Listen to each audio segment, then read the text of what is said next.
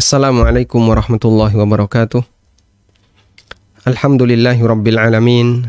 Wassalatu wassalamu ala ashrafil mursalin Nabiyyina wa maulana Muhammadin wa ala alihi wa sahbihi ajma'in. Wa ashhadu an la ilaha illallah wahdahu la syarikalah. Wa ashhadu anna Muhammadan abduhu wa rasuluh.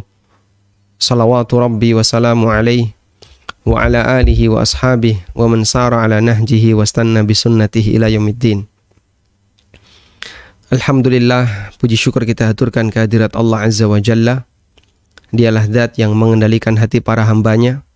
Allah memberikan petunjuk kepada siapa saja yang Dia kehendaki, dan sebaliknya Allah jauhkan dari petunjuk siapa saja yang Dia kehendaki. Dan kita bersyukur kepada Allah ketika Allah memberikan kita kesadaran untuk mau belajar, meskipun dalam sela-sela kesibukan kita. Karena saya yakin yang di hadapan saya ini adalah para dokter, ya. Di hadapan saya secara online ini adalah para dokter yang mereka Masya Allah memiliki banyak peran dalam membantu masyarakat, apalagi dalam situasi pandemi seperti puncaknya kemarin di sekitar bulan Juni, Juli, dan Agustus. Baik, kita belajar tentang kripto, ya. Dan saya tidak tahu ini Bapak Ibu para dokter kenapa memilih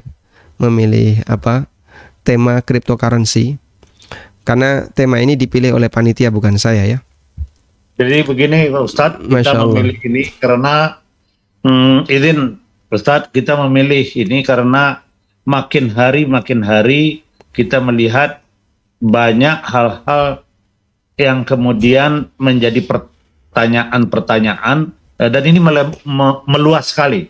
Dan pertanyaan yang utama apakah ini halal, ini haram, ini subhat, gitu. Nah. Dan di mana subhatnya? Sementara dalam pengajian-pengajian kita, terutama di pengajian hadis arba'in kita, di yang ke-6, itu kan betul tentang halal dan haram, dan di situ disebutkan bagaimana posisi kita dalam keadaan kita ragu-ragu tersebut, sehingga kita tidak masuk ke daerah terlarang tersebut. Masya Allah. Itu alasannya, Ustaz. Jadi dalam mengaji, kita mengaji lagi dan kita lihat bahwa kajian, dan kita kemudian bersama-sama bermusyawarah siapa yang kita bisa minta bantuan. Ya, Alhamdulillah Ustadz Ammi Nur Ba'id yang kemudian telah banyak menulis ini dan juga banyak membicarakan ini. Mudah-mudahan kehadiran Ustadz membuat kita lebih bisa mengetahui mana yang halal, mana yang haram, mana yang subhat, mana yang wajib, mana yang makruh. Silakan Ustaz. Nah. Waalaikumsalam warahmatullahi wabarakatuh. Nasta'inu billah, kita mohon pertolongan kepada Allah Ta'ala, semoga dimudahkan oleh Allah untuk membahas ini, ya. Baik, sebagaimana yang tadi disampaikan oleh Pak Bahar, ya, Nabi SAW menegaskan innal halala bayyin wa innal harama bayyin wa bainahuma umurun mushtabihat la ya'lamuhunna katsirun minan nas. Yang halal itu jelas, yang haram itu jelas, dan di antara dua hal ini ada perkara syubhat. Kemudian Nabi SAW menegaskan perkara syubhat inilah ya'lamuhunna katsirun minan nas. Banyak orang yang nggak ngerti. Nggak ngerti apa? Satu, dia nggak ngerti dari sekian syubhat ini mana yang kira-kira masih bisa ditoleransi, dan mana yang sebenarnya itu sesuatu yang haram tapi samar. Dia nggak ngerti. Sehingga kelihatannya nampaknya halal, tapi dia tetap mengambilnya karena dia nggak kelihatan sisi haramnya. Dia nggak melihat sisi haramnya. Makna yang kedua, la ya'lamuhunna katsirun minan nas. Banyak orang yang nggak ngerti, artinya dia nggak ngerti efek sampingnya. Sehingga kalau dia mengambil yang syubhat, kira-kira nanti efek sampingnya seperti apa. Kemudian Nabi SAW memberikan jalan aman. Urusan dunia itu, kalaupun kita tidak mengambil, sepeser pun tidak mengurangi jatah rizki. Sehingga ketika ada seorang hamba yang dia tidak mengambil urusan dunia, dia tinggalkan urusan dunia, itu tidak mengurangi jatah rizkinya. Andai pun Anda tidak bermain di dunia kripto, tidak bermain di dunia misalnya yang berbau riba, tidak bermain di dunia yang berbau gharar, permainan forex, dan seterusnya, sepeser pun itu tidak mengurangi jatah rizki kita. Orang yang bermain juga tidak menambah jatah rizkinya. Karena Allah Subhanahu wa Ta'ala telah tetapkan jatah rizki hamba. Sehingga kita diajarkan, pastikan ketika mengambil rizki itu, mengambil harta, pastikan harta itu halal dan tidak ada sisi syubhat. Sehingga kita diajarkan bermainlah di posisi yang aman. Karena ini tidak menambah jatah rizkimu. Kalau kamu bermain di posisi yang aman, maka insya Allah dia akan menjadi orang yang selamat. Karena itu dilanjutkan hadis Nabi SAW mengatakan, "Faman ittaqa syubhat, faqad istabra'a li dinihi wa irdi." Barang siapa yang menjauhi syubhat, maka berarti dia menyelamatkan agama dan kehormatannya. Akan terjaga agamanya selalu istiqomah, akan terjaga kehormatannya di hadapan masyarakat, sehingga dia tidak dicurigai, orang tidak suudzon ketika melihat kita. Ya. Tadi sempat ada yang mengatakan, oh beda akhlak, Masya Allah ya. Maksudnya gimana? Saya sempat kepikiran, oh kadang ada orang yang kita ngelihat statusnya saja, kita itu sudah curiga. Coba kalau ada manusia yang dia disuudzoni sama teman-temannya. Paling itu penghasilannya kotor. Paling juga pendapatannya banyak yang kotor. Paling pendapatannya banyak yang haram dan seterusnya. Ada orang yang kayak gitu. Kita menjadi seperti itu nyaman nggak? Tentu kita tidak nyaman. Orang jadi curiga sama kita. Masyarakat jadi suudzon dengan kita. Ya meskipun dia tidak ungkapkan di depan kita ya. Cuman penilaian masyarakat miring. Disebabkan karena orang ini dianggap hal yang biasa, dia itu mencari sesuatu yang haram. Dengan melihat latar belakang dia, dengan melihat bagaimana kepribadiannya, dengan melihat bagaimana tingkah lakunya sehari-hari. Sehingga orang lihat saja, dia sudah punya pandangan negatif. Paling juga ini hartanya banyak yang syubhat, banyak yang bermasalah. Padahal mereka memang nggak punya bukti. Dan mereka nggak ngomong itu di depan pemiliknya. Cuman penilaian masyarakat bisa jadi itu bukti di hadapan Allah Subhanahu wa Ta'ala. Pernah satu ketika ada jenazah. Ada jenazah yang diantarkan ke kuburan. Nabi SAW sedang duduk bersama para sahabat. Begitu jenazah ini lewat, para sahabat itu langsung komentar dengan komentar baik. Masya Allah, ini orang baik, ini orang soleh. Ini orang yang rajin ibadah, ini orang yang baik hati sama sesama, sama tetangga dan seterusnya. Kemudian Nabi SAW mengatakan, wajabat, wajabat, wajabat. Lalu tidak berselang beberapa waktu, ada jenazah kedua lewat. Para sahabat kemudian komentar, dengan komentar miring. Ini dulu hidupnya suka A, suka B, kalau utang seringnya nggak mau bayar. Suka ganggu tetangga, pengennya menang sendiri, ya, dan seterusnya. Sehingga semua orang tahu karakter orang ini nggak baik. Nabi SAW mengatakan, wajabat, wajabat, wajabat. Maka Rasulullah SAW memberikan komentar yang sama, wajabat, wajabat. Sahabat jadi merasa heran. Ya Rasulullah, jenazah pertama Anda nyatakan wajabat. Jenazah yang kedua Anda nyatakan wajabat. Apa bedanya? Kemudian Nabi SAW menjelaskan. Jenazah yang pertama ketika lewat kalian memujinya. Kalian menyebut dia adalah orang yang baik. Dan seterusnya. Fawajabat lahul jannah. Maka dia wajib masuk surga. Dia wajib masuk surga. Jenazah yang kedua ketika lewat kalian berkomentar miring tentangnya. Kalian sebut A, B, C, banyak komentar-komentar miring. Wajabat lahun nar, maka wajib baginya untuk masuk neraka. Lalu beliau sallallahu alaihi wasallam mengatakan, antum syuhadaullahi fil ardi. Kalian adalah para saksi Allah di muka bumi. Mukmin yang menjadi tetangga sekitar kita, teman-teman kerja kita, komunitas kita, masyarakat yang ada di sekitar kita, mereka menyaksikan bagaimana akhlak kita sehari-hari. Mereka tahu seperti apa karakter kita, mereka tahu seperti apa tingkah laku kita. Bisa jadi dia punya posisi, kemana-mana dia dikawal, tapi orang berpikiran miring. Orang ini sifatnya penipu. Oh, orang ini dia suka bohong. Orang ini dia suka mengambil hak orang lain, dan seterusnya. Makanya tidak bisa dibohongi kondisi penilaian yang ada di masyarakat. Sehingga oleh Nabi SAW, komentar masyarakat itu bisa menjadi indikator akhlak kita yang sebenarnya. Ini berkaitan dengan masalah muamalah jamaah. Karena itulah Nabi SAW mengajarkan, kalau Anda ingin jadi orang yang selamat agamanya, selamat kehormatannya, maka jauhi syubhat. Faman ittaqa syubhat faqad istabra'a lidinihi wa irdih.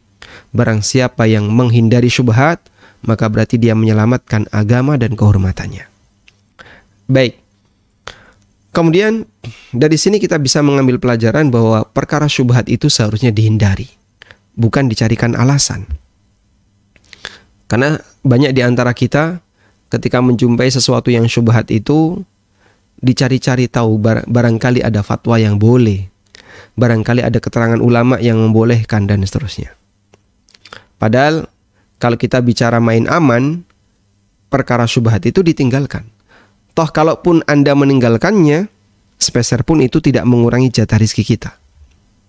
Sebaliknya ketika kita mengambilnya, itu juga tidak menambah umur kita, juga tidak menambah jatah rezeki kita.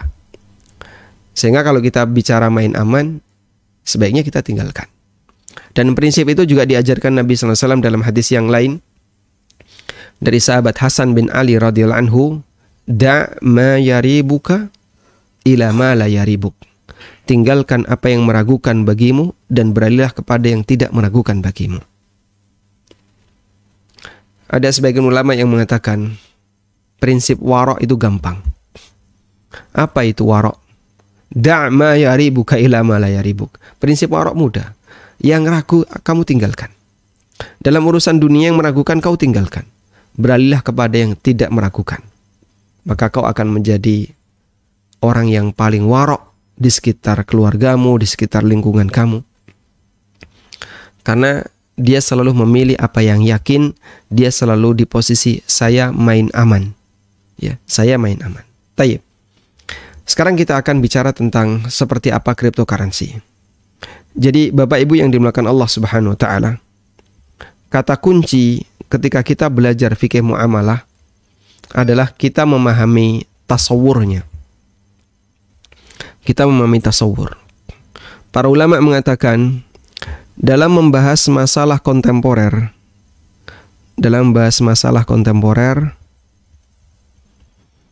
ada 4 tahapan yang perlu diperhatikan.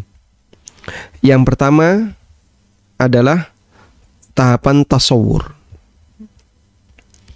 Apa itu tahapan tasawur? Tasawur artinya memahami kasus. Memahami kasus sesuai kondisi real. Sehingga di sini kita butuh data. Bisa jadi pelaku lebih ngerti di posisi ini ya. Para praktisi yang pernah bermain di sana, para ahli yang pernah berkecimpung dalam dunia itu lebih ngerti. Makanya mereka bisa menyampaikan data. Kripto itu ada apa sih di sana?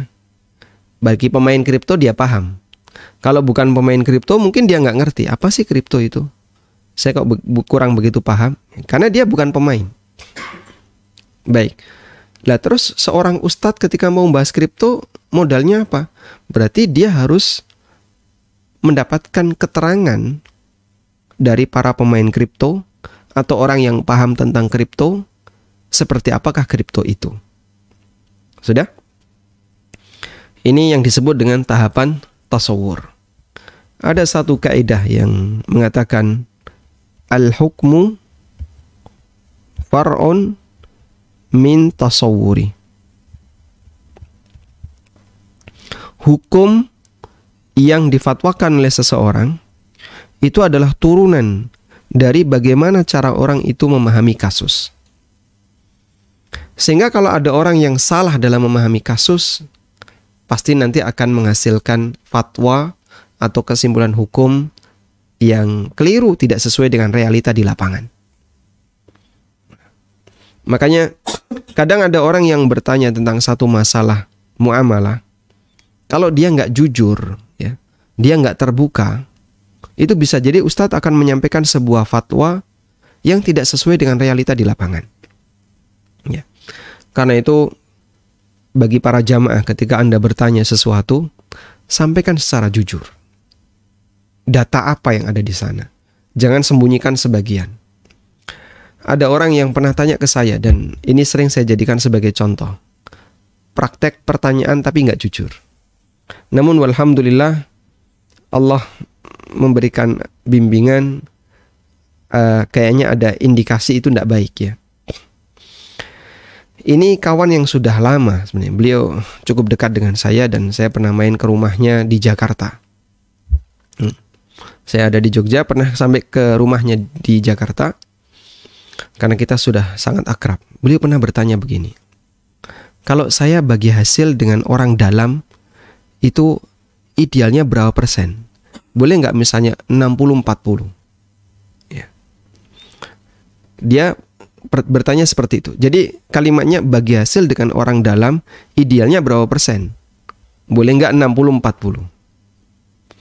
Kalau dalam kaidah fikih muamalah berkaitan dengan masalah musyarakah atau mudharabah, nominal bagi hasil mau 40, 60, 50, itu sesuai kesepakatan, bebas. Cuman di sini saya curiga, kok dia nyebut orang dalam, ada apa dengan orang dalam? Akhirnya saya langsung tembak. Ya, Anda mau tender di instansi mana? Ngaku dia. Dia ngaku, oh di instansi A. Dan itu instansi pemerintah. Baik, kalau begitu ini termasuk sogok, gratifikasi. Dan Nabi SAW menyebut hadayal ummal gulul, hadiah yang diberikan kepada pejabat atau kepada karyawan, aparat, ya, statusnya adalah harta gulul. Ada perusahaan obat misalnya, dia menawarkan obat di rumah sakit A, lalu kemudian perusahaan ini memberikan penawaran kepada pihak direksi atau manajemen. Akan ada beberapa dokter yang dikasih beasiswa untuk ikut seminar free, ya, sebagai bentuk hadiah dari perusahaan obat ini. Sehingga dia disediakan akomodasinya, biaya pendaftaran gratis ditanggung oleh perusahaan obat ini. Itu apa hukumnya, Pak? Hadayal ummal gulul, hadiah yang diterima oleh karyawan, statusnya harta khianat. Dan Nabi SAW mengatakan, wa may yaghlul ya'ti bima ghalla yaumal qiyamah. Barang siapa yang gulul, maka dia akan membawa harta gulul itu kelak di hari kiamat. Akhirnya saya sampaikan, seperti ini tidak boleh, ini haram. Jadi kadang ada orang yang bertanya tapi dia nggak jujur, sampai bisa menghasilkan hukum yang berbeda. Baik, ini tahapan yang pertama, tahapan tasawur. Tahapan yang kedua adalah tahapan takyif fikih. Jadi setelah orang paham tentang tasawurnya, kondisi kasus tersebut sesuai dengan data yang ada, maka dia akan melakukan pendekatan fikih. Dia akan melakukan pendekatan fikih dalam memahami kasus. Baik. Dari pendekatan inilah nanti bisa dihasilkan kira-kira status akadnya apa. Di sini bisa dihasilkan status akad. Kemudian persyaratan yang berlaku. Kalau itu disebut sebagai akad utang, maka persyaratan yang berlaku dalam akad utang apa saja? Kalau itu disebut sebagai akad tukar-menukar uang atau sarf, persyaratannya apa? Dan seterusnya. Kalau ini disebut sebagai akad wadiah, persyaratannya apa? Nah, itu kurang lebih cakupan takyif fikih. Sehingga takyif fikih adalah pendekatan fiqhiyah untuk memahami kasus sesuai dengan hasil data, sesuai tasawur ya yang dia dapatkan. Sudah? Kemudian dari hasil takyif fikih maka terbentuklah takrir hukum. Apa ini? Kesimpulan hukum. Takrir hukum adalah kesimpulan hukum terhadap kasus. Sehingga dari situ nanti baru bisa dinyatakan ini boleh secara mutlak atau ini boleh bersyarat, ini dilarang kecuali jika, ini hukumnya makruh karena ada apa, dan seterusnya. Itu namanya takrir hukum. Baik. Ini 3 proses utama, 3 tahapan utama yang harus dilakukan ketika seseorang hendak memahami masalah kontemporer. Selanjutnya, jamaah dimulakan Allah Subhanahu wa taala, kita akan melihat seperti apa sih cryptocurrency. Ya. Crypto ya, currency. Cryptocurrency itu sangat banyak macamnya ya. Ada sangat banyak macamnya. Dan sekarang kita akan lihat bagaimana tasawurnya. Saya ada sebuah buku yang berjudul Halal Haram Bisnis Online. Coba diambilkan bukunya. Di sini ada nggak? Ya. Ada satu buku yang berjudul Halal Haram Bisnis Online. Dalam buku itu saya menyebutkan salah satu di antara pembahasan kami adalah mata uang digital. Termasuk yang kami bahas adalah kripto. Nah, kalau dalam keterangan yang disampaikan oleh para ulama, kripto ini masuk dalam kategori uang digital yang tidak mughattah. Ada istilah uang digital yang ghairu mughattah, yang tidak mughattah. Uang digital tidak mughattah itu apa sih, Pak? Uang digital yang tidak punya backup fiat money. Uang digital yang tidak memiliki backup fiat money. Nah, buku Halal Haram Bisnis Online seperti ini ya. Barangkali ada sebagian jamaah yang sudah pernah memilikinya. Karena kemarin Dr. Rian sempat nyetok ya. Beberapa eksemplar sudah saya kirim ke Jakarta. Di buku ini kita membahas salah satunya adalah kajian seputar mata uang digital. Jadi uang digital yang beredar di masyarakat kita itu ada 2. Ada uang digital yang dia memiliki backup fiat money. Contohnya apa, Pak? Contohnya e-money. Ciri khas dari uang digital ini adalah kita baru punya saldo di e-wallet yang kita miliki jika kita top up. Ya, kalau kita top up baru kita punya saldo. Kalau kita nggak pernah top up, ya selamanya kita tidak akan memiliki saldo, kecuali kalau kita dikasih. Misalnya pihak penyedia kemudian bagi-bagi rezeki ya, bagi-bagi harta kepada para pengguna. Ya. Tapi intinya dia kan punya backup fiat money. Yang kedua, ada uang digital yang tidak memiliki backup fiat money. Tidak ada backup fiat money. Sehingga nilai itu tidak mewakili uang berapapun. Karena tidak ada backup fiat money. Sedangkan uang digital yang punya backup fiat money ini biasanya satuannya sama. Satuan uang kartal, misalnya rupiah ya. Saldo GoPay kamu berapa? Sekian rupiah. Berarti di situ ada apa? Ada backup fiat money. Sehingga di situ ada satuan yang sama dengan uang kartal. Nah, baik. Coba saya tulis. Saya rapikan dulu ya. Nah, di sini disebut oleh para ulama dengan uang digital yang punya backup money disebut dengan uang mughattah. Disebut dengan uang mughattah. Istilah mughattah ini pertama kali saya jumpai di buku yang ditulis oleh Dr. Sa'ad Al-Khathlan, hafizahullah ta'ala. Buku beliau berjudul Fikih Muamalah Maliyah Mu'asirah, Fikih Muamalah Kontemporer. Yang kedua adalah uang digital yang dia tidak memiliki backup fiat money. Di sini bukan top up, sehingga orang untuk memilikinya tidak harus top up. Dan satuannya beda. Ya. Tidak ada satuan mata uang seperti itu. Negara mana sih yang mata uangnya bernama Bitcoin? Tidak ada. Negara mana yang mata uangnya bernama Ethereum? Tidak ada. Sehingga dia nama itu tergantung dari penciptanya.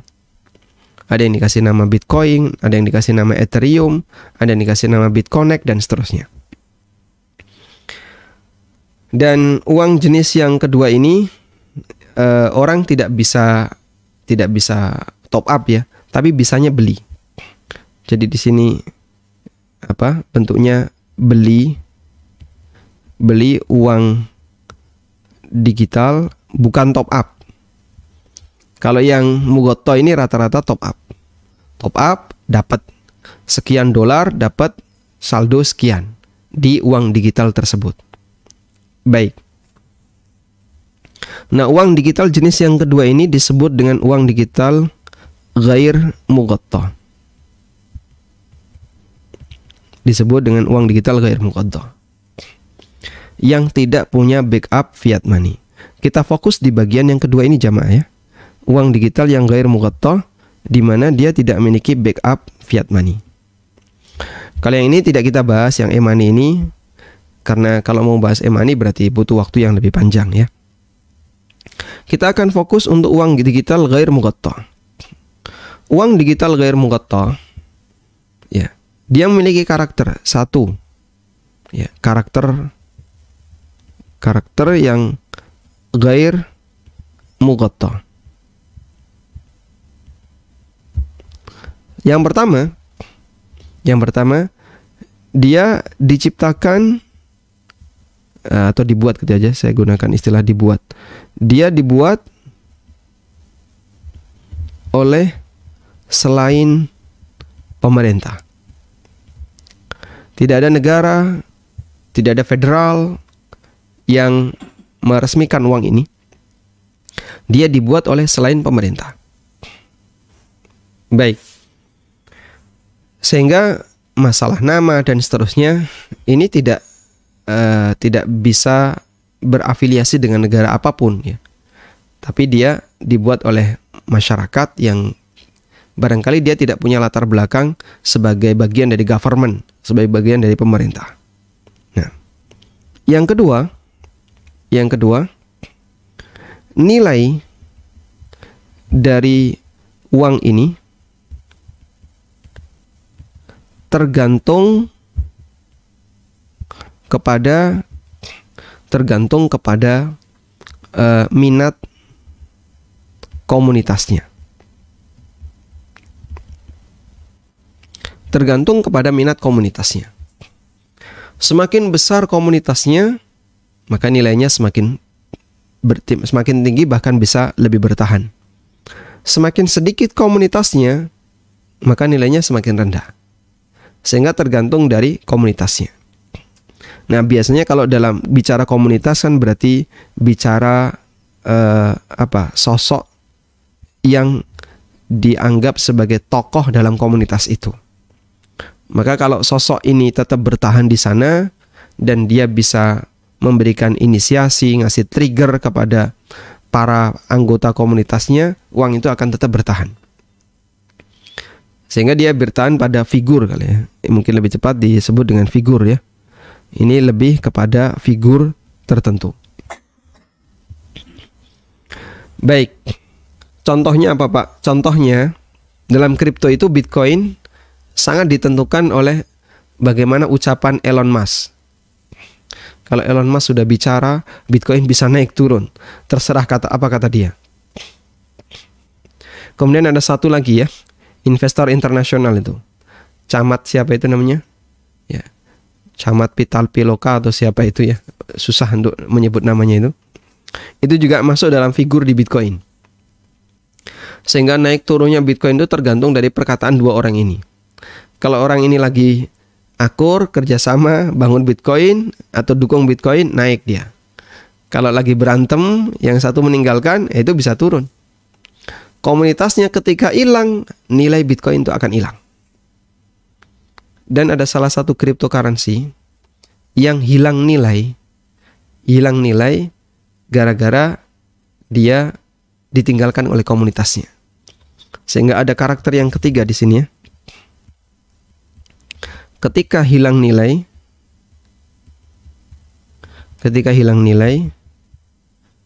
tidak ada objek apapun yang bisa dimanfaatkan. Ketika hilang nilai, tidak ada objek apapun yang bisa dimanfaatkan. Ini karakter uang ghair mughatta. Baik. Sekarang Bapak Ibu yang dimuliakan Allah, kita akan bicara di posisi Bitcoin. Ini kurang lebih kita bicara dari sisi tasawur ya. Tasawurnya kayak ini.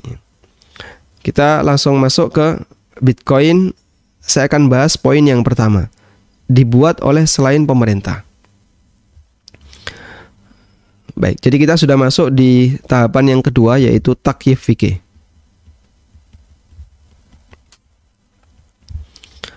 Dalam takyif fikih, kita hendak menjawab 3 pertanyaan. Apakah kripto bisa disebut uang? Apakah kripto bisa disebut uang? Pertanyaan yang pertama. Yang kedua, apakah kripto bisa disebut objek dagangan? Yang kedua. Yang ketiga, apa hukum investasi di kripto? Baik. Kita akan jawab 3 pertanyaan ini ya. Pertanyaan yang pertama, apakah kripto bisa disebut uang? Apakah kripto bisa disebut uang? Baik. Saya akan membuka satu buku ya, yang berjudul Al-Umlat Al-Iftiradiyah, Haqiqatuha wa Ahkamuha Al-Fiqhiyah. Buku ini ditulis oleh seorang doktor ya, yang kuliah di King Saud University, bernama Yasir bin Abdurrahman bin Abdul Aziz Alu Abdissalam. Baik. Buku itu berbicara tentang Al-Umulat Al-Iftiradiyah. Bahasa lainnya uang digital. Nah, kurang lebih seperti ini ya. Umulat. Nah, ini bukunya ya. Saya tampilkan bukunya. Jadi ini ada link online, tapi sangat disayangkan karena di sini hukukun nashri mahfudhah, dilindungi oleh copyright ya, sehingga hanya bisa ditampilkan keterangan buku. Ini bukunya Al-Umulat Al-Iftiradiyah, Haqiqatuha wa Ahkamuha Al-Fiqhiyah, Dirasah Fiqhiyah Muqaranah. Dan saya buka di bagian depan, ada keterangan risalah ilmiah ya. Risalah ilmiah yang diajukan oleh penulis untuk bisa mendapatkan derajat magister di fikih muqarin, fikih perbandingan madhab, di Jamiah Imam Muhammad bin Su'ud Al-Islamiyah. Ini adalah kampusnya Ustadz Irwandi ya. Tayyib. Kemudian diterbitkan oleh Bank Al-Jazira.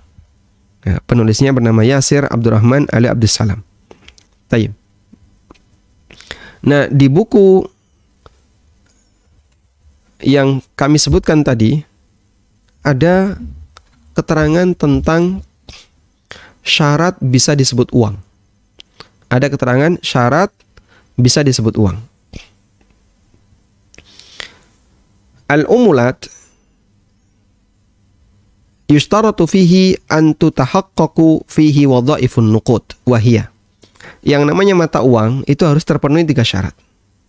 Yang pertama, ayyakuna wasitan amman yasluhu litabaduli bainan nas. Jadi kita akan menjawab apakah kripto itu uang. Maka di sini kita bahas syarat uang dalam tinjauan muamalah. Dalam tinjauan muamalah. 1. Dia bisa dijadikan sebagai alat untuk transaksi. Ya, bisa dijadikan sebagai alat transaksi.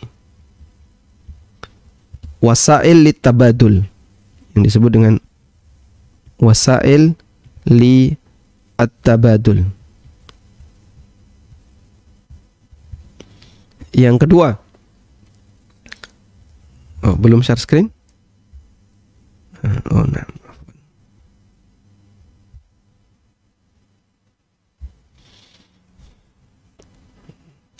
Sudah masuk? Ya, baik. Jadi syarat uang dalam tinjauan muamalah yang pertama, dia bisa dijadikan sebagai alat transaksi. Wasail litabadul. Syarat yang kedua adalah ayyakuna mi'yaran wa miqyasan lil qiyami wassila. Bisa dijadikan sebagai standar harga. Bisa dijadikan sebagai standar harga. Mi'yar lis-saman. Li as-saman. Nah, yang ketiga, ayyakuna mustaudian wa dhikhiratan lis-sarwa. Bisa dijadikan sebagai alat untuk menyimpan kekayaan.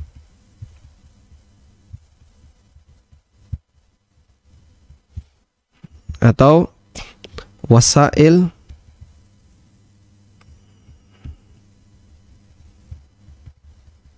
li iddikhar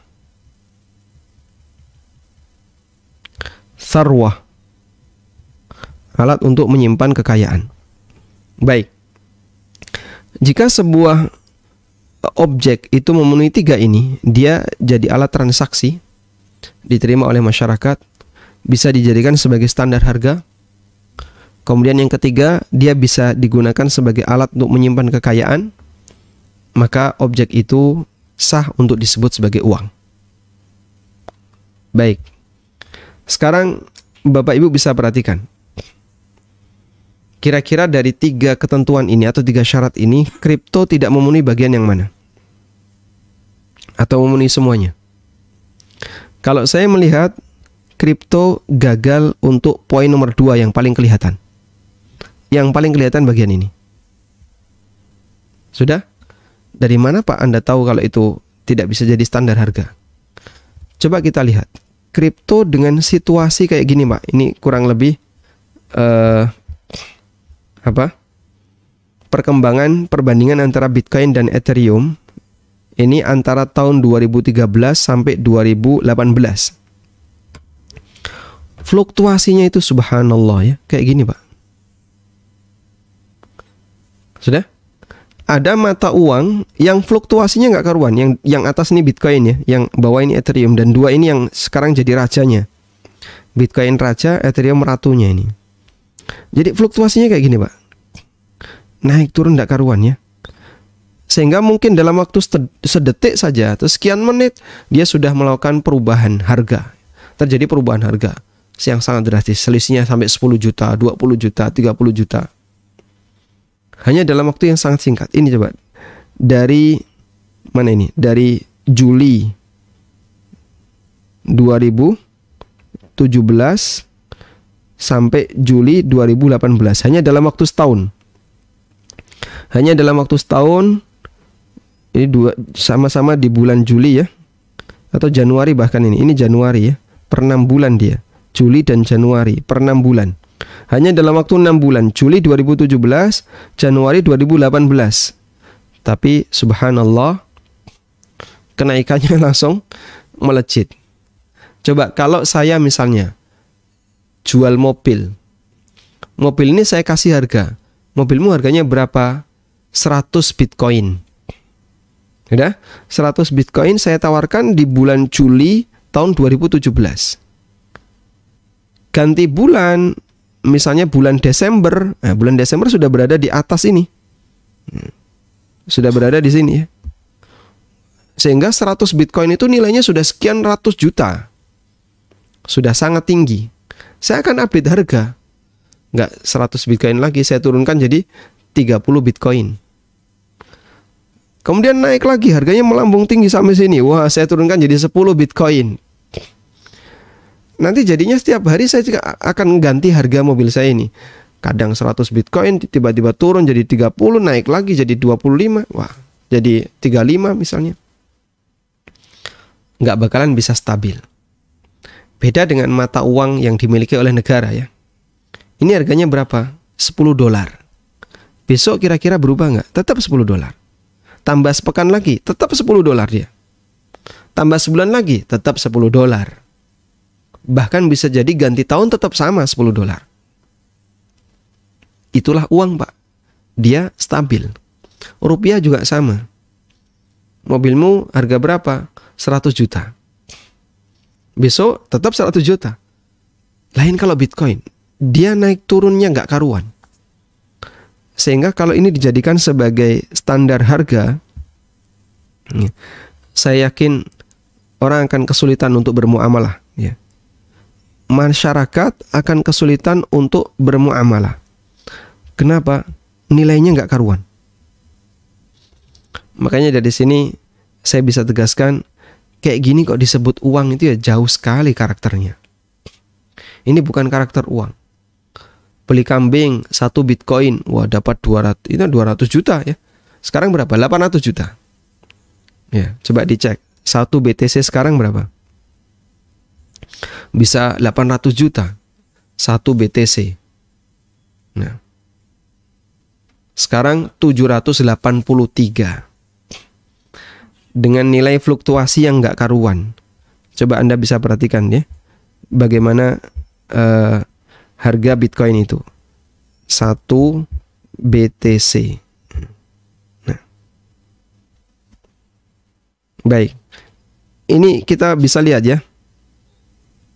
Kita bisa lihat di kurva yang terjadi pada Bitcoin ini. Dan nilainya nggak karuan, bisa berubah-berubah. Kemarin titik terendahnya ada di 776. Lalu tiba-tiba langsung naik jadi 780. Sekarang terakhir di angka 780. Naik turun. Kayak gini jadi standar harga gimana kira-kira? Ya. Kalau ada kayak gini ya, jadi standar harga gimana kira-kira? Ini geser dikit aja. Ini selisih hari padahal ya. 785. Ya. Ini berapa ini yang rendah ini? 782. Ini ada yang paling rendah. 778. Jadi nggak jelas kalau jadi standar harga. Makanya benda kayak gini kok disebut mata uang ini jauh sekali, Pak. Takyif ini nggak masuk. Baik. Yang kedua mengenai hukum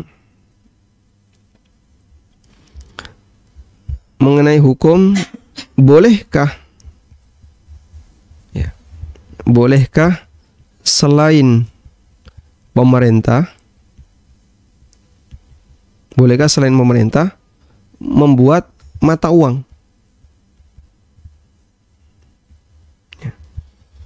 Nah, di buku Al-Umurat Iftiradiyah juga disebutkan ya tentang hal itu. Ada di halaman 103.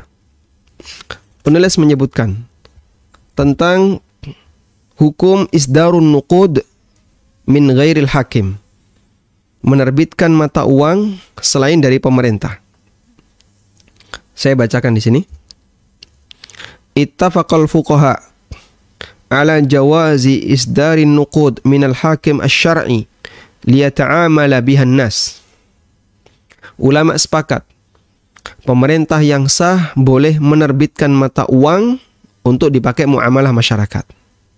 Ulama sepakat pemerintah boleh menerbitkan mata uang. Satu.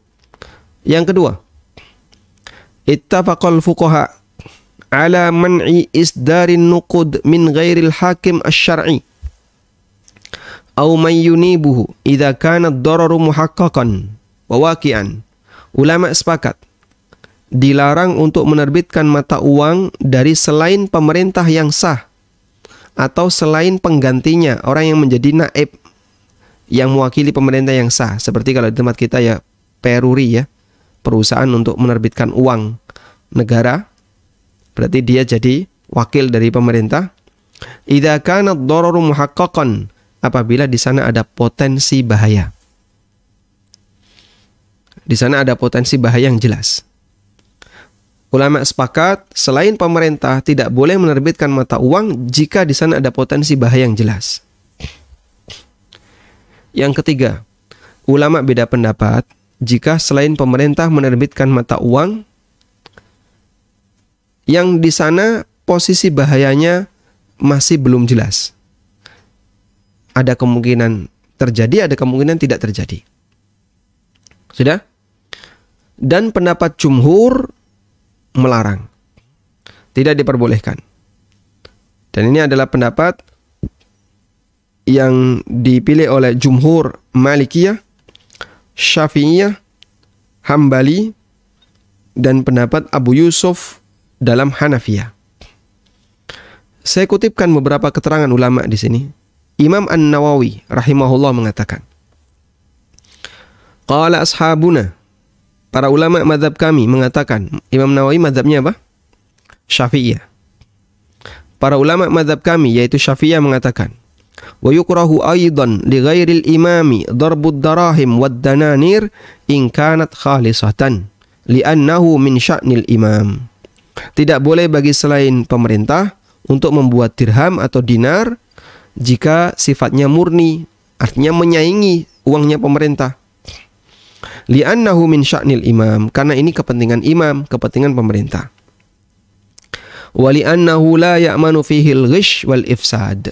Di samping itu, ini juga berpotensi timbulnya penipuan dan kerusakan di masyarakat.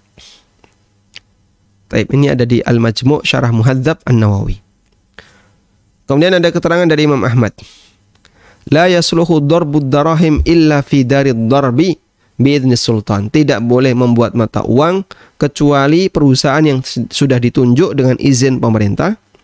Li'anna an-nasa in rukhisa lahum raqibul adhaim. Karena kalau masyarakat dikasih izin untuk menerbitkan mata uang, wah nanti terjadi chaos. Nanti timbul keributan di masyarakat. Baik.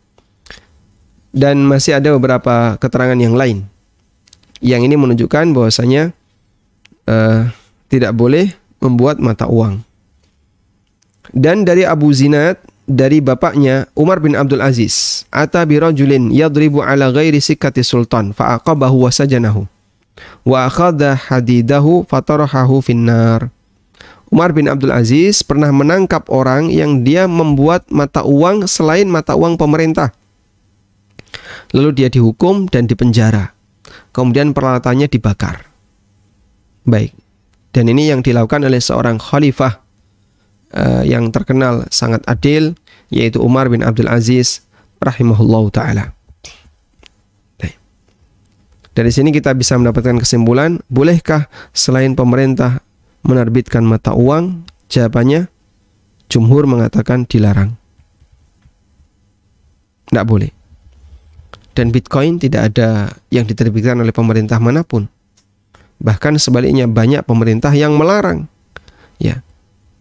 Indonesia pemerintah tidak membolehkan, ya, meskipun belum resmi ya. Artinya tidak dimasukkan dalam undang-undang.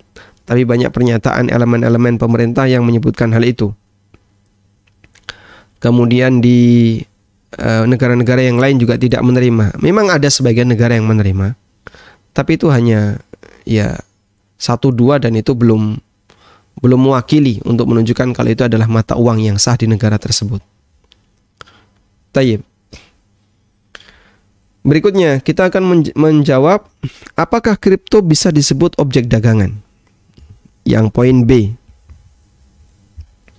Apakah kripto bisa disebut sebagai objek dagangan. Apakah cryptocurrency bisa disebut sebagai objek dagangan? Baik. Anda bisa lihat karakter objek dagangan. Objek dagangan itu karakternya apa? Dia bisa dimanfaatkan. Sehingga kalau saya beli objek itu, saya akan gunakan untuk apa Pak misalnya? Untuk kehidupan saya sehari-hari, untuk saya beraktivitas. Itu objek dagangan. Sekarang kripto itu apa dia? Kalau pulsa, dia bisa dijadikan objek dagangan. Kenapa? Bisa dijadikan sebagai alat untuk sarana komunikasi, atau pulsa listrik, saya dapat manfaat berupa listrik. Itu kalau pulsa. Sehingga kita bicara objek dagangan itu memang ada yang fisik ya. Yang ini jelas. Ada nilai manfaat yang bisa didapatkan. Ada yang non fisik. Nah, yang non fisik ini seperti pulsa, baik pulsa telepon ya, maupun pulsa listrik. Tapi kan di sini menyimpan manfaat, ada jasa manfaat. Baik. Sekarang kalau kripto, Pak. Kripto ini mau dipakai apa? Mau dibuat apa? Orang punya sekian kripto misalnya. Kalau dia ditinggalkan oleh komunitasnya atau belum punya komunitas, nanti tidak ada nilainya sama sekali. Sehingga sebenarnya kripto ini arahnya adalah mau dijadikan sebagai uang. Kalau bisa. Cuman mereka sedang rebutan untuk menarik sebanyak-banyaknya apa? Komunitas dan pelaku yang mencintai kripto ini. Baik. Sehingga di sini kalau disebut sebagai objek dagangan tidak memenuhi karakter objek dagangan. Maka tabiat dari kripto yang dia tidak memiliki karakter objek dagangan menunjukkan kalau dia tidak bisa disebut sebagai objek dagangan. Selanjutnya, yang ke C. Apa hukum investasi di kripto? Nih. Investasi investasi dalam bentuk kripto. Ini yang paling banyak terjadi ya. Investasi dalam bentuk kripto. Berarti orang itu menyerahkan sejumlah uang, lalu dia mendapatkan kripto. Ini saya langsung bicara untuk orang yang investasi. Memang ada dua cara untuk dapat kripto ya. Bisa melalui proses mining, menambang dengan melakukan enkripsi data melalui blockchain. Lalu nanti ketika dia bisa mendapatkan kode tertentu, dia dikasih reward. Setelah berhasil memverifikasi, dikasih reward sekian 0, berapa Bitcoin gitu ya. Dia dikasih reward 0, berapa Bitcoin. Baik. Sehingga Bitcoin itu muncul karena itu adalah sebuah reward. Bagi yang nggak melakukan proses mining, dia bisa beli dari orang yang berhasil mining, yang berhasil nambang. Tapi mining di sini membutuhkan apa? Komputer yang bagus, terutama VGA-nya harus bagus, listrik yang dikeluarkan juga sangat banyak. Ya. Sampai sempat menjadi bahan pembicaraan di beberapa negara karena dia banyak nyedot listrik untuk sesuatu yang dianggap kurang begitu produktif. Hanya untuk proses mining. Nah, sementara dominan pelaku kripto itu dia beli kripto. Ini yang lebih dominan. Dia beli kripto, dia bayar uang dapat kripto. Sudah? Setelah jadi kripto, ini kan orang tunggu naik turunnya. Dia tunggu naik turun. Dengan berbekal kurva yang Masya Allah tidak karuan itu. Dengan berbekal kurva yang nggak karuan itu, dia selalu memperhatikan di titik mana kripto ini. Begitu dia beli di angka bawah, ternyata terus naik, Masya Allah, langsung jual. Kenapa? Untung ini. Untung. Ya. Habis itu ternyata proyeksinya naik terus. Wah, dia merasa rugi. Kenapa nggak saya jual nanti gitu ya. Sudah? Jadinya gimana? Jadinya seperti ini. Ada orang yang melakukan taruhan dengan memasang nilai uang tertentu, rupiah XX dia taruh. Lalu taruhan ini ada dua kemungkinan. Kemungkinannya bergantung kepada kurva yang nggak jelas. Kemungkinannya bergantung kepada kurva yang ini ya, yang sangat tidak jelas ini, jamaah. Ya kita bisa lihat sendiri ini ya, yang runcing-runcing ini. Dia taruh uang kemungkinannya pada kurva yang tidak jelas. Bisa jadi dia beli saat di angka berapa ini tadi? Di angka 780 juta. Kalau sekarang dia jual di angka 783, nah, mungkin dia di angka dia beli di angka 787, dia jual di angka 783, rugi dia. Rugi 4 juta. Ya, maka kadang dia dibiarkan dulu ya. Nah, saya tidak tahu ini ya, kalau pengaruh dakwah anti kripto ini berhasil, ya, wallahu a'lam. Banyak fatwa yang menyebutkan kripto itu haram seperti yang sudah diterbitkan oleh MUI, ya bisa jadi nanti ketika komunitasnya semakin banyak yang hilang, ini akan turun. Ya. Makanya pemain kripto ini selalu deg-degan. Apa ini? Judi. Hakikatnya adalah judi. Saya bisa langsung menegaskan, sungguh kripto ini adalah judi. Terlepas dari adanya orang yang membela untuk bermain kripto, tapi mohon maaf, saya menegaskan kripto ini judi. Seperti orang taruhan, saya pasang 100 juta, dapat berapa? 0, sekian Bitcoin. Nggak sampai 1 Bitcoin 700-an juta. Dulu tahun berapa ya, saya nulis artikel tentang Bitcoin, itu harganya masih di 7 juta. Harganya masih di 7 juta. Andaikan waktu itu saya beli Bitcoin begitu, saya jual sekarang ya berarti 100 kali lipat.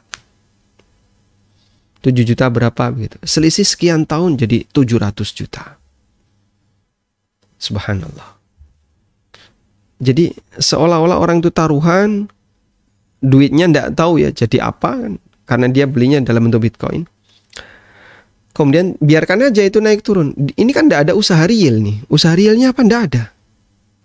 Kalau duit ini saya taruh di sebuah perusahaan, perusahaan ini memproduksi barang, ada usaha real, sehingga duit saya berwujud aset, berwujud stok barang dagangan, ada usaha real. Tapi kalau kayak gini usaha realnya apa? Cuman dia pasang duit, lalu dia biarkan kurva ini berjalan. Dia biarkan kurva ini berjalan. Sehingga dia perhatikan aja, kapan dia bisa naik. Mungkin yang dicari margin misalnya 2 juta, 3 juta, itu udah cukup, langsung dilepas. Misalnya di sini, dari yang 784 jadi 787, selisih 3 juta. Langsung akan dia lepas. Selisih 3 juta. Saya punya 0, sekian Bitcoin, dapat sekian juta. Lah, ini apa enggak seperti judi? Baik. Makanya wallahu ta'ala alam, kesimpulan yang bisa kita berikan untuk takrir hukumnya adalah bahwasanya Bitcoin itu instrumen investasi ajang perjudian. Wallahu a'lam wa sallallahu ala nabiyyina Muhammadin wa ala alihi wa sahbihi wasallam.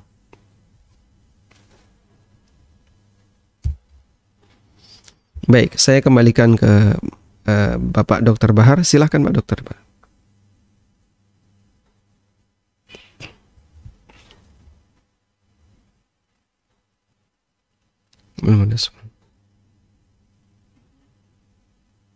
Nyala, indikatornya nyala.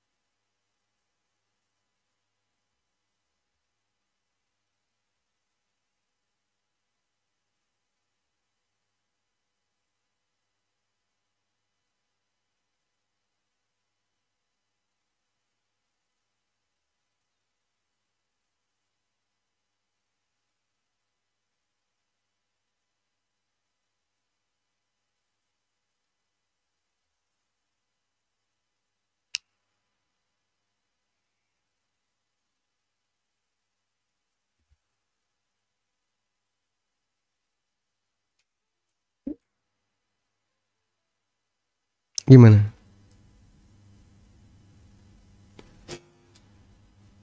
Sebentar, Pak Bar. Suara dari sana belum terdengar oleh saya. Sebentar. Jadi baik. Kita punya pilihan, Ustadz Amni bisa menjawab tulisan-tulisan yang ada di chat dari Muhammad Zahran, dari Budi Nugroho, dan Muhammad Rehan. Silakan Ustadz kalau sudah bisa nyambung. Baik. Sebentar.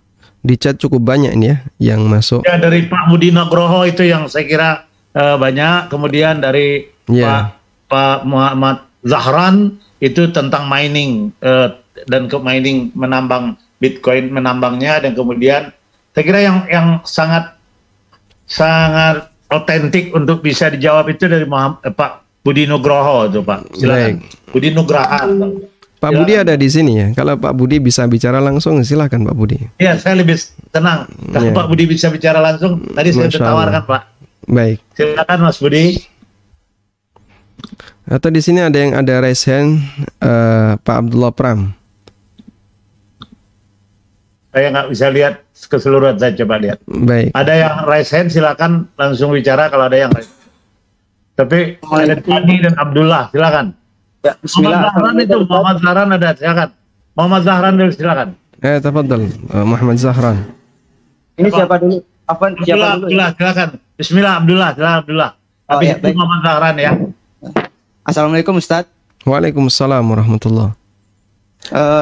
Izin bertanya Ustadz, di buku Antum yang halal haram bisnis online itu, untuk trading forex itu apakah yang untuk forex online apakah atau yang ini Ustadz, transaksi currency fisik Ustadz? Terus kan banyak ini Ustadz, para trader, para pemain trading forex itu banyak yang menggunakan fatwa DSN yang membolehkan transaksi spot itu. Mereka itu bilang pakai akun spot itu. Ana kurang paham itu maksudnya seperti apa Ustadz? Mohon dijelaskan Ustadz.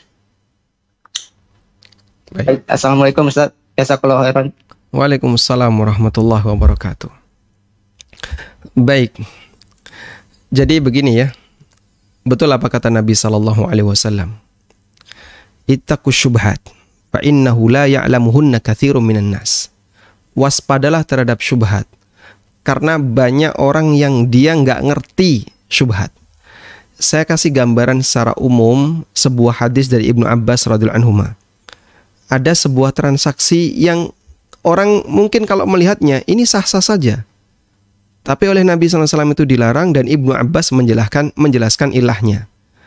Sehingga kalau di sini Pak Budi berkali-kali ngirim sebuah chat, bukan sebuah chat, ini banyak sekali ya, Pak Budi Nugroho ngirim banyak chat untuk menyampaikan syubhat tentang Bitcoin dan syubhat tentang kripto. Saya akan sebutkan sebuah hadis dari Ibnu Abbas radhiyallahu anhuma. Nabi SAW pernah mengatakan ya, dalam sebuah hadis riwayat, kalau nggak riwayat Bukhari, riwayat Muslim. Sebentar, saya sebutkan teks hadisnya biar Anda bisa membaca. Dzaka darahim bid-darahim wat tu'amu murja.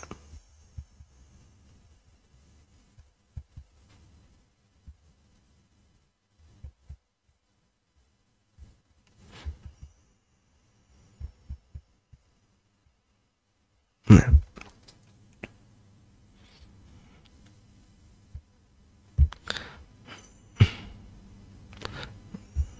Dzaka darahim bid-darahim wat tu'amu murja.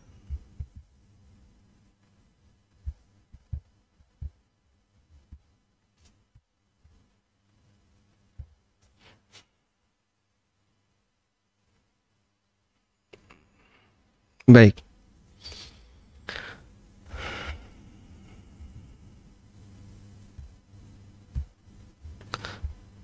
Ada sebuah hadis diriwayatkan oleh Bukhari dan di sini ada syarah Umdatul Qari karya Al-Aini. Ya.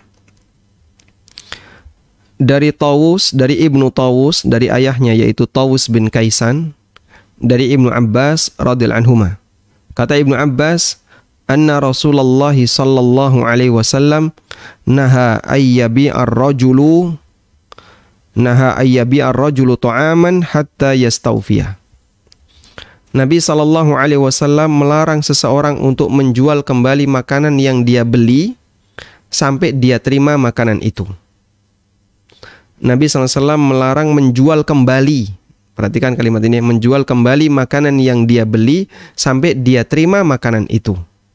Sudah? Qultu li Ibnu Abbas. Lalu aku bertanya kepada Ibnu Abbas, kaifa dzaka? Aku di sini siapa? Tawus bin Kaisan, perawi hadis yang mendapatkan hadis dari Ibnu Abbas. Kaifa dzaka? Kenapa itu terjadi? Qala, kata Ibnu Abbas, dzaka darahim bidarahim wat ta'amu murja. Karena hakikatnya itu duit ditukar dengan duit, sementara makanannya tidak ada.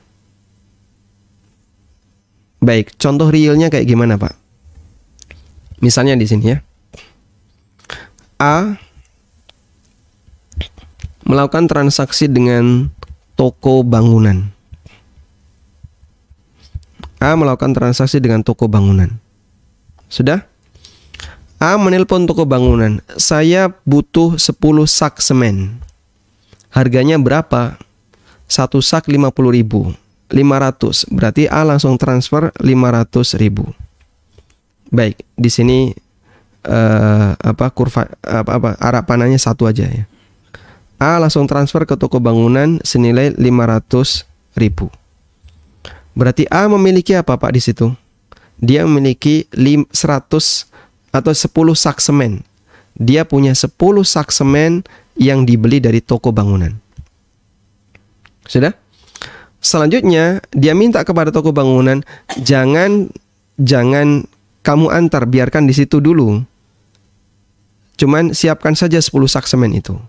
Baik, oleh A ditawarkan ke masyarakat kampungnya. Ada nggak yang bersedia untuk beli 10 sak semen saya? Saya punya 10 sak. Kemudian A bertransaksi dengan B. A ditawari B, saya punya 10 sak semen. Saya jual ke kamu per sak 60.000. Jadinya dia bayar ke A senilai 600.000. 600.000. Lalu A menghubungi toko bangunan. Wahai toko bangunan, tolong kirimkan 10 sak semen ke B. 10 sak semen. Sudah? Di posisi ini A sepeser pun tidak pernah menyentuh semen itu, tidak pernah menerima semen itu. Praktek ini yang dilarang oleh Nabi sallallahu alaihi wasallam. Naha Rasulullah sallallahu alaihi wasallam ayyabi at-ta'am hatta yastawfiya. Nabi sallallahu alaihi wasallam melarang jual beli makanan, orang menjual kembali makanan sampai dia terima. Nah, ditanya Ibnu Abbas oleh Tawus, kok bisa kayak gitu? Enggak boleh. Karena hakikatnya ini duit ditukar dengan duit. Baik. Sehingga dari keterangan Ibnu Abbas, hakikat yang terjadi adalah, Anda lihat di titik A. Dia mengeluarkan uang 500.000, kemudian dia mendapatkan uang senilai 600.000. Duit ditukar dengan duit. Dia nyerahkan 500.000, dapat 600.000. Duit ditukar dengan duit. Kenapa? Komoditasnya tidak ada. Underlying komoditas itu tidak ada. Meskipun dia kan beli semen, Pak, betul, tapi nggak dia terima. Itu aja nggak boleh. Seperti ini saja nggak boleh. Terus yang benar gimana? Harusnya toko itu ngirim semen ke A dulu. Barulah A boleh menjual semen itu ke B. Baru boleh. Kalau belum seperti itu nggak boleh. Sudah? Sekarang Anda sebut ya. Ini terjadilah transaksi tukar-menukar antara A dengan B. Ya. Ini di sesi yang lain yang lebih modern. Terjadilah tukar-menukar, jual beli Bitcoin. A bayar misalnya anggap 100 juta, lalu dia mendapatkan 0,7 BTC. Baik, dia terima objek apa? Ada barang apa di situ? Fisik apa? Kalau ini Anda sebut uang, ini juga uang. Dia terima fisik apa? Tidak ada fisik apapun, karena tidak ada underlying apapun. Bitcoin tidak punya underlying apapun. Dan kalau kemudian sistem itu rusak, selesai sudah. tidak ada yang bisa dimanfaatin. Begitu komunitasnya bubar, selesai sudah. Sekarang kalau itu ada negara Pak, komunitasnya adalah rakyat, rakyatnya bubar. Ini pengandaian yang terlalu jauh. Anda kalau mau melakukan kias, kias itu harus ada kesepadanan. Ya. Saya tadi sebut, ini berdasarkan komunitas. Komunitasnya selama masih gandrung, maka mereka akan bisa mempertahankan nilai. Tapi kalau komunitasnya bubar, nilai itu akan hilang. Lalu Anda kiaskan dengan negara. Ini kias ma'al farik namanya. Kias ma'al farik maksudnya gimana Pak? Jelas bedanya. Yang satu dia diikat dengan sebuah undang-undang. Kemudian untuk Bitcoin, cryptocurrency, apa ada undang-undangnya yang bisa mengikat komunitas ini? Ikatannya apa sih? Tidak ada ikatan lahir maupun batin. Sehingga jelas beda. Nah, kias yang beda itu disebut dengan fasidul i'tibar. Kias yang fasid, kias yang batil. Nggak berlaku. Terus yang terjadi gimana Pak?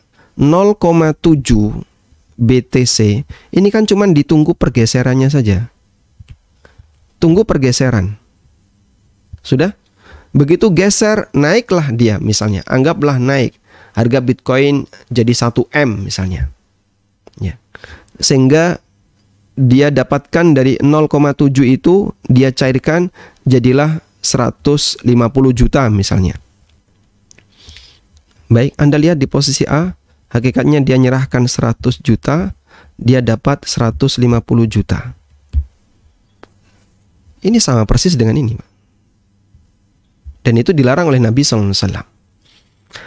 Kalau ini ada underlying objek yang real, kalau ini underlyingnya objek yang sangat tidak jelas tadi.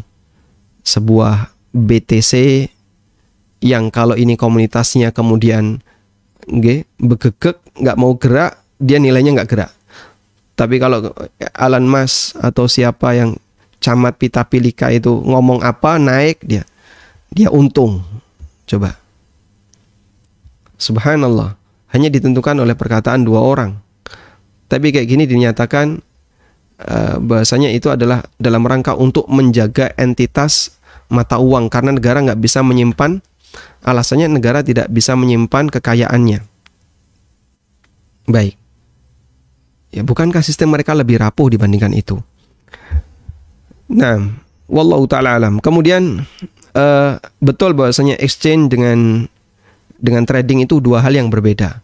Kalau Anda bicara exchange, berarti Anda memiliki sesuatu, saya ingin kembalikan kepada wujud semula. Sebenarnya yang diinginkan orang dari Bitcoin itu apa sih? Bukan Bitcoinnya, tapi tetap uang fiat money-nya.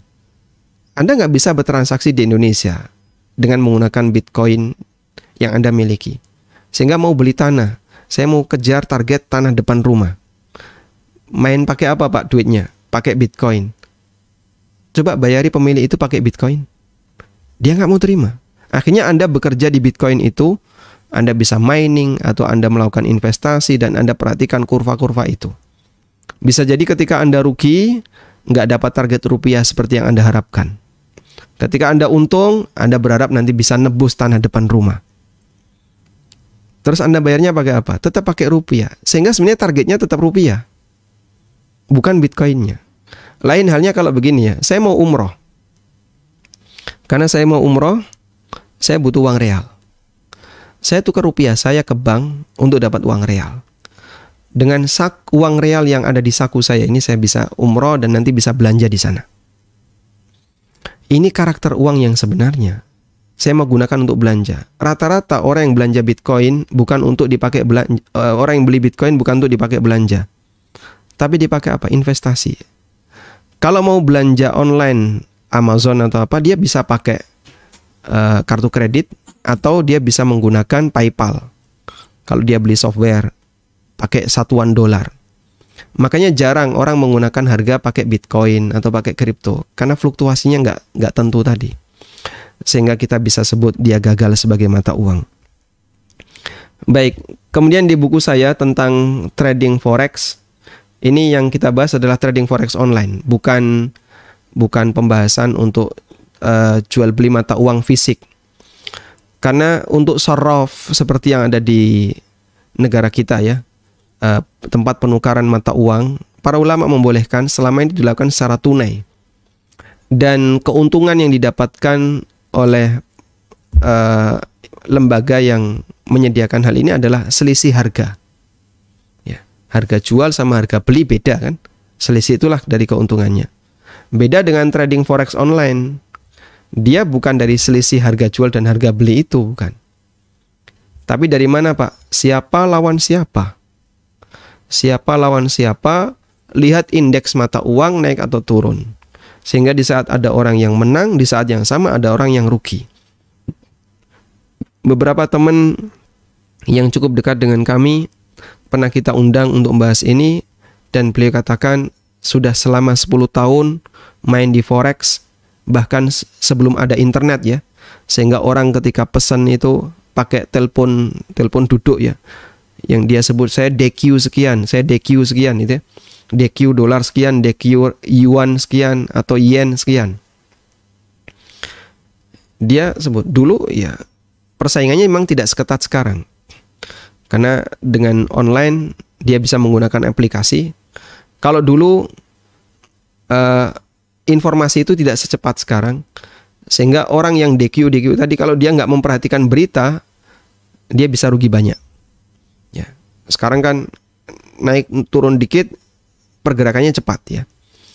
Sehingga tetap aslinya siapa lawan siapa. User lawan bandar. Saya beli yen dilawan dengan dolar misalnya. Dolarnya siapa? Bandarnya. Saya di usernya yen. Coba kita perhatikan nanti naik turunnya. Kalau saya menang, bandar kalah. Kalau bandar menang, saya kalah. Pasti itu. Sehingga seperti kita taruhan. Coba kita lihat mata uang siapa yang lebih kuat nih. Saya ataukah kamu? Kalau saya yang lebih kuat, saya menang, saya bisa dapat reward. Nah ini apa? Karena itu, kalau emang mau investasi, investasilah di sektor yang real. Makanya Nabi SAW atau Allah Subhanahu Wa Taala menegaskan dalam Al-Quran, wa ahallallahu al-bay'a wa harrama riba. Allah halalkan jual beli. Wa ahallallahu al-bay'a. Allah halalkan jual beli. Jual beli itu apa, Pak? Ada underlying objek yang jelas. Bisa berupa barang atau jasa. Kalau nggak ada underlying seperti ini, maka dia masuk ke dalam kategori riba. Wa harramar riba. Dia masuk dalam kategori riba.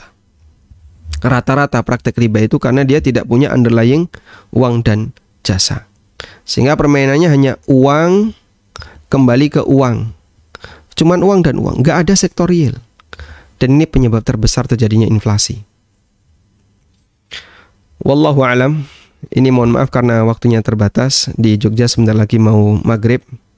Jadi barangkali penanya yang angkat tangan, tetapi saya kira waktunya sudah tidak cukup. Dan juga ada pertanyaan-pertanyaan di chat yang belum terjawab. Tapi tentu saja karena keterbatasan waktu, saya sebagai moderator minta maaf kepada sejawat, teman, sahabat, ikhwan, akhwat yang hadir tapi tidak bisa terjawab. Kita minta kesimpulan dari pembicaraan ini dari Ustadz Ammi.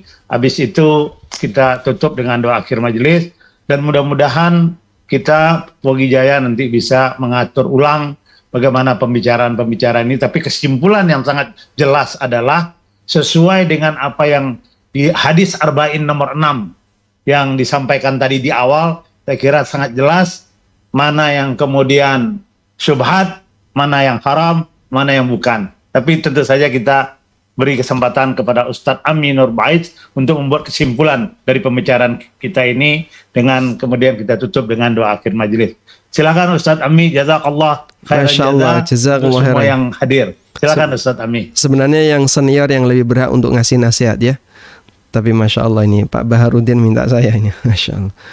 Baik, jadi Bapak Ibu yang dimuliakan Allah Ta'ala, kita menyadari setiap aktivitas muamalah yang kita lakukan pasti akan dihisab.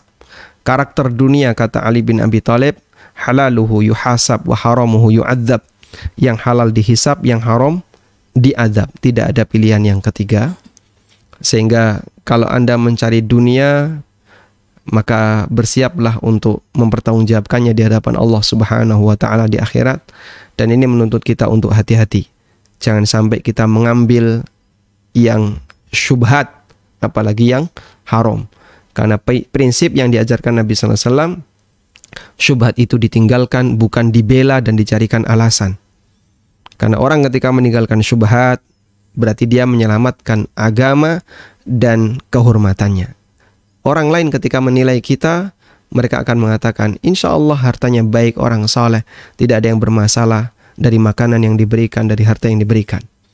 Wa kana ba'dus salaf, dan sebagian ulama, kana ya yastashfi'u, kadang mereka itu nyari obat ya dari orang soleh yang hartanya halal.